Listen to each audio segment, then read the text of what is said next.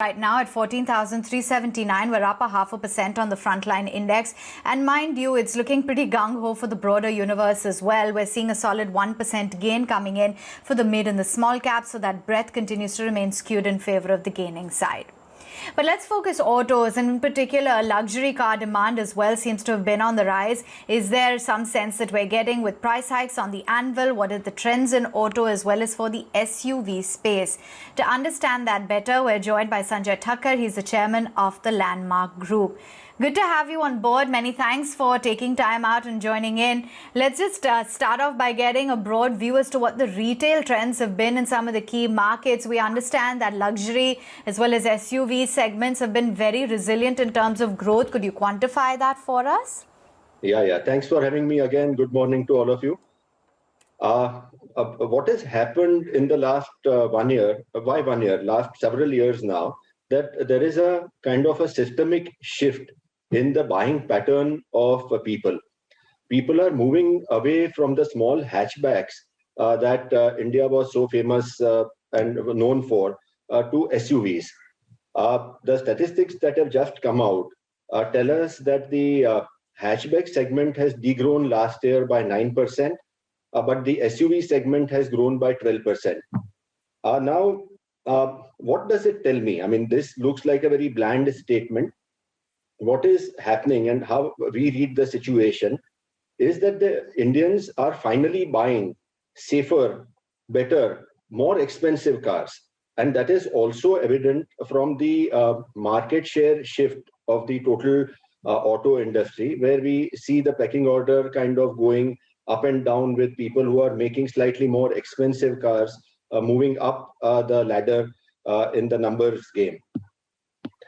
India, which I had mentioned earlier, the luxury car penetration for India was only 1.5%. Only 1.5% or slightly less than that was the luxury car penetration out of the total number of cars that we sold. We believe that this is going to change, and this is going to change rapidly. People are moving from affordable to premium cars right now, and that will move. The premium cars will percolate down, trickle down into luxury cars very soon.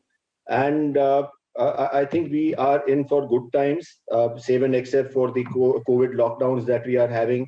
I think we are in for a long-term bull story here.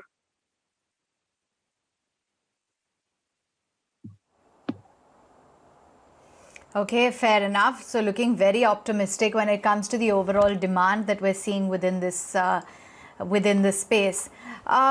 Just also wanted to get in a view as to what the outlook is, whether or not you believe that this sort of demand is going to remain sustained, what the sense is that you're getting, because do you think that with the current state of affairs that we are seeing, that perhaps the current lockdown versus what we saw last year, that the industry, that buyers, everyone seems to be far better prepared?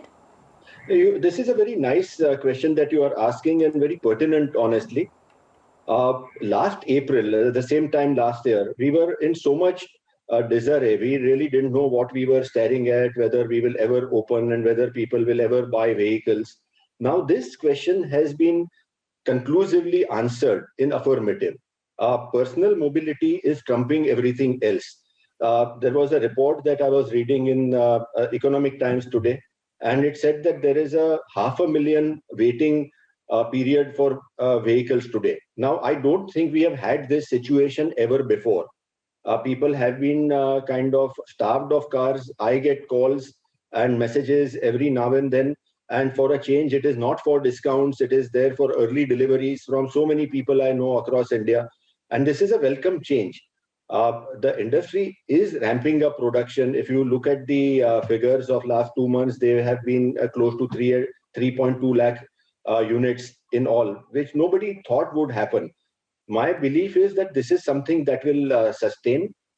What is also emerging right now is that people are buying higher spec cars. Now, this is something which is a surprise to me personally. Say the new Jeep Compass, which was launched, the new Renault Kiger that was launched, the T-Roc of Volkswagen. Now, all of them, the what the customer preference is for the highest spec cars.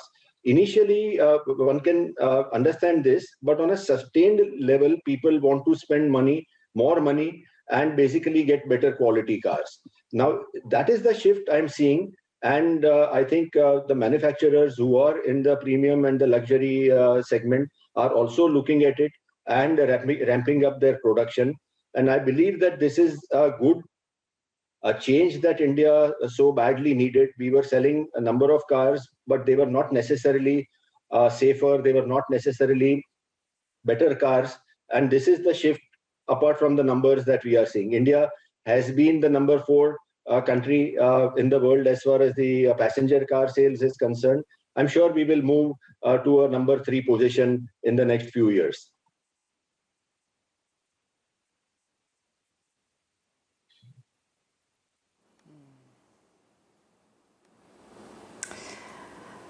Okay.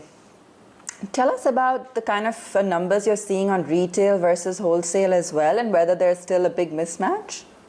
No, really not. So there is a time lag, and people take deliveries on some auspicious days, and the registrations happen thereon. And I'm really thankful to our association for publishing these kind of retail figures. And that system is getting perfected as we speak. There are a few states which are not there on the Vahan portal, and they don't report the retail numbers so much.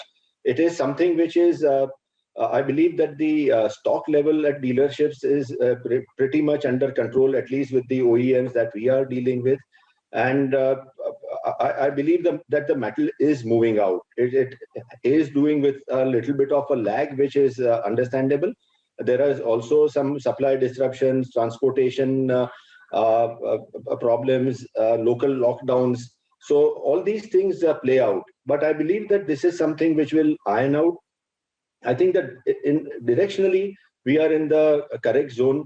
I was reading a research report by a leading institution, and it is now talking about a kind of a 12.7% CAGR for the next 5 years. Now, this is not something what India has seen for a while. Just to kind of recap, in the last 6 years, India has grown at 1% CAGR in the passenger car industry. Last 6 years, mind you. Now, this is something we have a lot of catching up to do. And I believe that we have taken the first steps towards it. COVID has been the trigger for personal mobility. Rising incomes will be a second trigger. The scrappage policy, once it is implemented, will be the final trigger where we will see a boom in passenger cars. And my hope and expectation is that it will be for premium and luxury cars, and not only the small hatchbacks that the Indians have been buying so far. Any way to quantify those numbers for FY22? Or to break up the segments between PV, SUV, for example, and luxury? See, it is difficult to do the crystal ball gazing in a situation where suddenly lockdowns are happening. I'm sitting out of Mumbai, and all my showrooms in Mumbai are shut today. Why today? For the whole month, as the rule goes. So, and we are hearing from Gujarat, we are hearing from some other states in Madhya Pradesh that these lockdowns will happen. But if you were to ask me if everything remaining same, my sense is that the industry will kind of go beyond maybe 3.5 million vehicles for this year for passenger cars.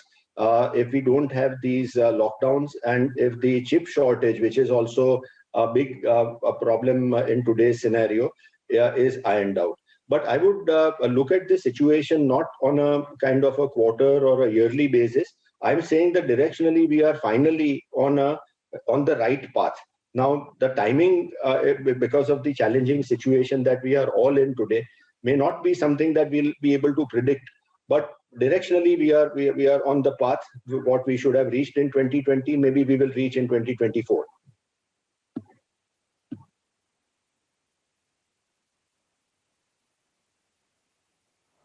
Okay, fair enough. And what about the outlook when it comes to the kind of scope that you're seeing for the overall EV market, the kind of growth infrastructure, the kind of challenges, because a lot of players that we speak to are definitely pruning, strategizing, and looking at plans in order to start or beef up their EV presence down the line. What, according to you, are some of the infrastructure challenges that persist? My sense is that the whole EV discussion will come to the forefront when the first Tesla car hits the Indian roads. Now that they have announced their kind of an India entry, and they are obviously the largest organization there is in the auto space. The moment the Tesla cars hit the road, I think the whole EV industry will start emerging. Right now, it is at an extremely nascent stage. This is the trigger which possibly the country needed, and a lot of people will start talking about it. Many people will be aspiring to buy the car, may not be able to buy the Tesla, but that will kind of have a trickle-down effect into many other EV makers, and that will push a lot of other manufacturers to basically go the EV way.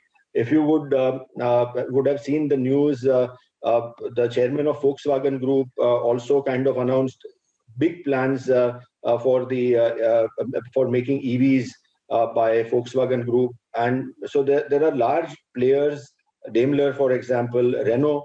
For example, there are large groups who are waiting in the wings to see how the market kind of fans out, how the kind of infrastructure, as you rightly pointed out, is put in place, and then slowly, gradually, we will kind of go towards that direction. Government policy will also have to play a big role, whether they would allow the import of vehicles or the batteries. I believe that there is some challenge about the raw material for batteries, which is dependent on China. So there are some moving pieces, but at some point in time, we will have this jigsaw puzzle kind of solved. My sense is that Tesla is that trigger to start that game.